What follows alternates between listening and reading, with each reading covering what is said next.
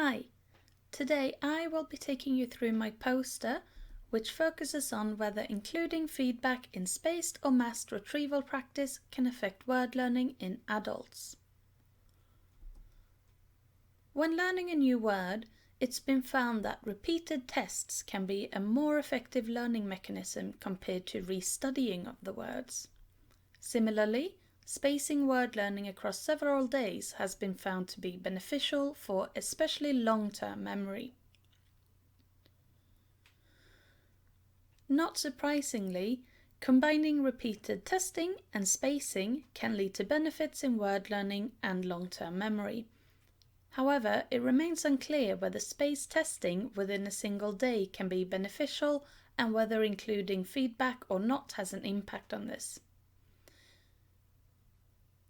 So in this poster, I will go through two studies that explore whether within-day spaced or massed sessions can benefit word learning in different ways when feedback is absent or present.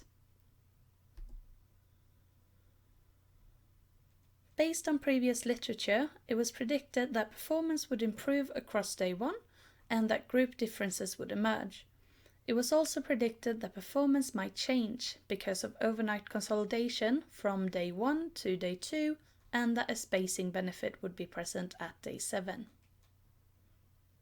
So, for two studies we recruited 62 and 90 participants. They were randomly split into 3 groups with different test schedules on the first day. All groups started with an exposure round. Here participants were tasked to learn 12 in the first study or 20 in the second study rare animal names, such as Gundi. The exposure had 2 tasks, one written repetition and one name picture matching task. They were given feedback after each trial in both of these tasks to make sure that they learned the correct animal name.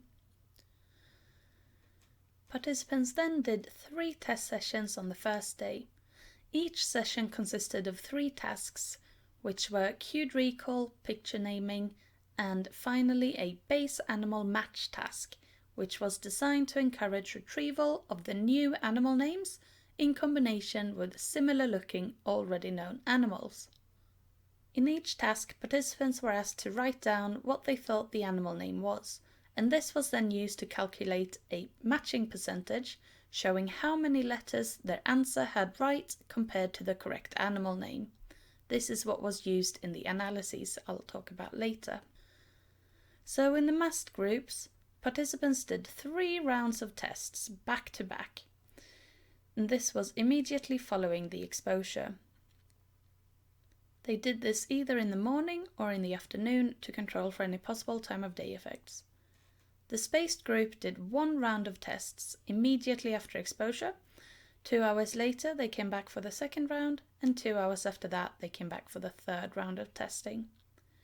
In study 2, participants were given feedback in the form of the correct answer after each trial of the base animal match task. 1 day and 1 week later, all participants came back to do a 4th and then a 5th and final test session, giving us more long-term retention measures. So, performance at all 3 tasks were analysed, and they all showed more or less the same pattern. Because of the similarity of the results, I'll only show you the cued recall task here.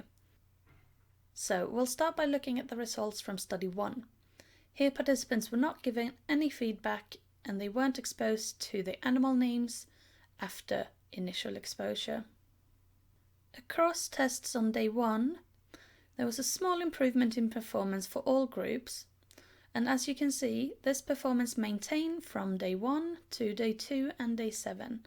This suggests that participants were able to remember the partially correct words they had learnt on the first day.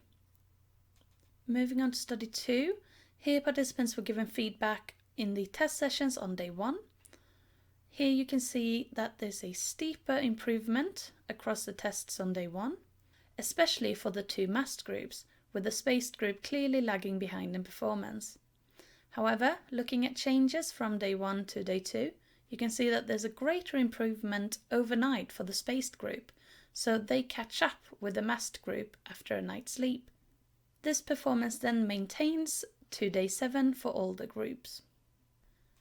Here at the top you can see these results very briefly summarized, but I'll move on to do a very quick discussion now.